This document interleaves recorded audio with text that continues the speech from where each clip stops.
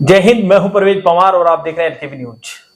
दिल्ली में विधानसभा चुनाव की तैयारियां जोर शोर से चल रही है। 5 फरवरी को दिल्ली के मतदाता अपने मत का प्रयोग करेंगे और 8 फरवरी में चुनावी नतीजे आएंगे, जिसको लेकर आम आदमी पार्टी पूरी तरह से तैयारियों में जुटी हुई है।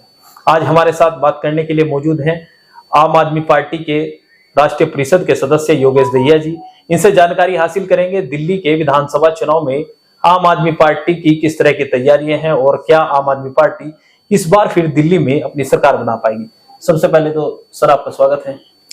नमस्कार, मैं योगेश दहिया, आम आदमी पार्टी से। सर, किस तरह की तैयारियां दिल्ली में चल रही है? आप भी दिल्ली में लगातार चुनाव प्रचार कर रहे हैं, तो किस तरह का जन समर्थन आम आदमी पार्टी को मिल रहा है? देखिए, यदि कोई पार्टी धरातल पर काम कर रही है, यदि कोई पार्टी बुनियादी मुद्दों पर काम कर रही है, यदि कोई पार्टी लोकतांत्रिक तरीके से काम कर रही है, ये सारी चीजों को अवाम देख रहा है। और सच कहें तो एक शब्द है, खिदमत खलक जी। जनता की सेवा। और जनता की पार्टी अगर किसी को सरकार को बनाने में यहाँ की जनता ने काम किया है तो वो आम आदमी पार्टी है। आम आदमी पार्टी बगैर भेदभाव के, बगैर जाति के, धर्म के और इन सब चीजों से ऊपर उठकर जनता का पैसा जनता के लिए अगर कोई काम करती है तो वो आम आदमी पार्टी है।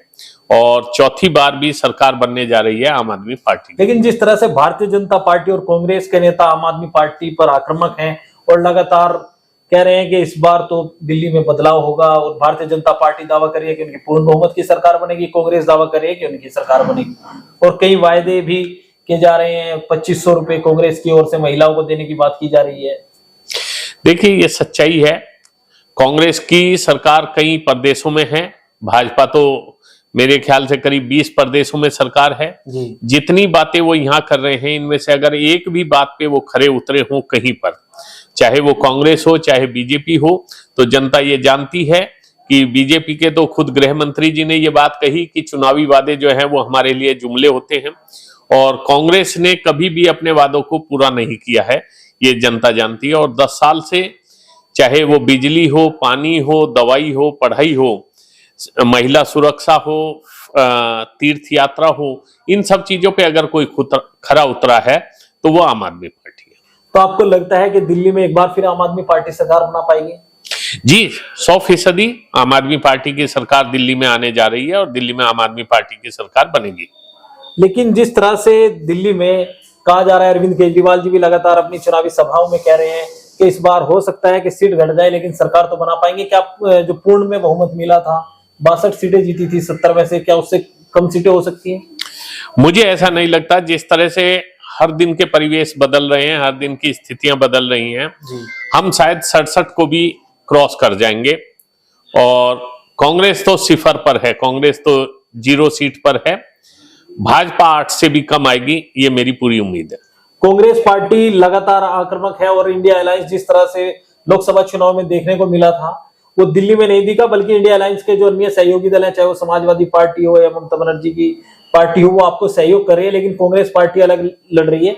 क्या कांग्रेस की ओर से कोई प्रयास नहीं किया गया कि आम आदमी पार्टी के साथ गठबंधन में चुनाव हो, या आम आदमी पार्टी ने कोई ऐसा प्रयास नहीं किया? नहीं, ऐसा कुछ नहीं है। देखिए, जहां तक बात ये थी कि 2024 का चुनाव था, उसमें स्थितियां अलग थी, उसमें बहुत कुछ देश में अप्रत्याशित घटा है, चाहे वो ईडी सीबीआई के कारनामे हो, चाहे केंद्र सरकार के कारनामे हो।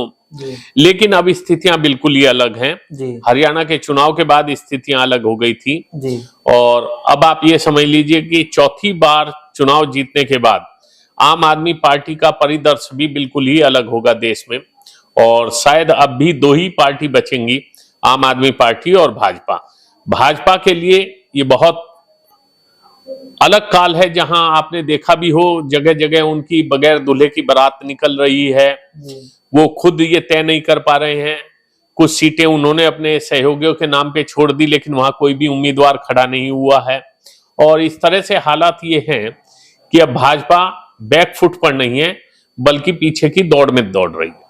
लेकिन भारतीय जनता पार्टी ने तो अभी तक अपने मुख्यमंत्री के नाम का ऐलान नहीं किया, लेकिन अरविंद केजरीवाल जी तो कह रहे हैं कि रमेश विधुड़ी जी भारतीय जनता पार्टी के मुख्यमंत्री पद के उम्मीदवार? नहीं, उनके यहाँ तो सारे मुख्यमंत्री के वो हैं, दावेदार हैं। क्योंकि चाहे उसमें आप परवेश वर्मा का नाम लें, रमेश विधुड़ी का नाम लें, आप जिसका भी नाम लेना चाहें उसका ले लें, लेकिन वहां कोई मुख्यमंत्री छोड़िए जी, मुख्यमंत्री तो छोड़िए, वहां विधायक भी अभी तय नहीं है कि विधायक कोई बन पाएगा, है नहीं जी, बिल्कुल 100%।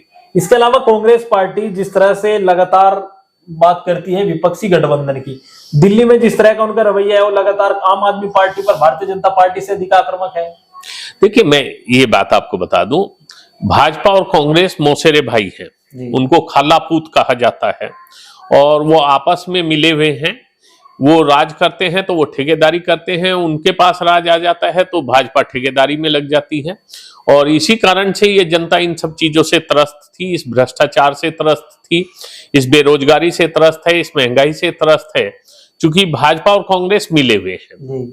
तो यहाँ पर चाहे वो भाजपा हो या कांग्रेस हो, उनकी झुंझलाहट या उनके बौखलापन से आम आदमी पार्टी पे कोई फर्क नहीं पड़ने वाला है, क्योंकि यहाँ की जनता आम आदमी पार्टी के साथ है। लेकिन जिस तरह से दैया जी आपने कहा है कि अब देश में दो ही पार्टी बचेंगी, आम आदमी पार्टी और भारतीय जनता पार्टी, तो क्या विपक्षी गठबंधन जो इंडिया अलायंस में उसका नेतृत्व अरविंद केजरीवाल जी करेंगे? देखिए, ये तो समय बताएगा वहां किसका क्या होता है, क्योंकि आज कोई भी दूसरा विपक्ष की पार्टी एक प्रदेश से ज्यादा में नहीं है। चाहे आप वो ममता बनर्जी को ले लो, चाहे कम्युनिस्ट को ले लीजिए, चाहे आप तृणमूल किसी और को भी ले लीजिए, अकाली दल वगैरह, आपकी समाजवादी पार्टी वगैरह, वो एक एक प्रदेश तक महदूद रह गई हैं। आम आदमी पार्टी के जो आपने कहा कि पार्लियामेंट में तो उनकी सीटें आपसे बहुत अधिक हैं। मैं ये नहीं कह रहा, मैंने कहा ये सारे परिदृश्य बदलते जा रहे हैं।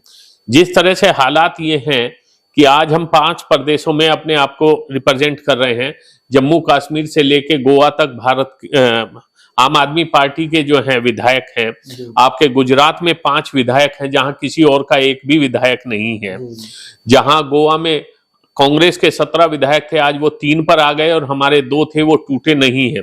तो सबसे बड़ा जो अगर संगठित समूह है जिसका विधायक टूटता नहीं है, बिकता नहीं है, झुकता नहीं है, बैठता नहीं है, तो वो आम आदमी पार्टी है। जम्मू कश्मीर में किसी की हिम्मत नहीं हुई अपने विधायक को जिताने की, आम आदमी पार्टी के विधायक को जनता ने जिताया है। वहां सबसे बड़ी जो चीज है वो विश्वास की है, और आजकल विश्वास का जो एक अंकलन है वो आम आदमी पार्टी को माना जा रहा है।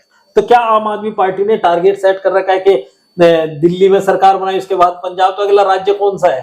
देखिए, पूरा देश है, अगला राज्य एक थोड़ा ही ना होगा। चाहे वो उत्तर प्रदेश है, चाहे बिहार है, चाहे उड़ीसा है, चाहे हरियाणा है, चाहे हिमाचल है, चाहे राजस्थान है, सभी जगह प्रयास है। धीरे धीरे संगठन और कैडर को बढ़ावा दिया जा रहा है। संगठन और कैडर के बनते ही जो है वहां की जनता एकदम साथ आ जाती है और एक बहुत हवा बदलती है। आप समझ लीजिए गुजरात में कितना बड़ा बदलाव होगा, कितना बड़ा हालत होंगी कि वहां पर जो है 5 विधायक आने का मतलब समझ लीजिए आप। दिल्ली की जीत को लेकर कितने आश्वस्त हैं? अंतिम सवाल मेरा आपसे ये है, और दिल्ली में आपका नंबर क्या है कि आप आम आदमी पार्टी कितनी सीटें जीत सकती है? देखिए, दिल्ली में हम लोग जीत के प्रति तो 100% आश्वासित हैं, सरकार बना लेंगे 100%।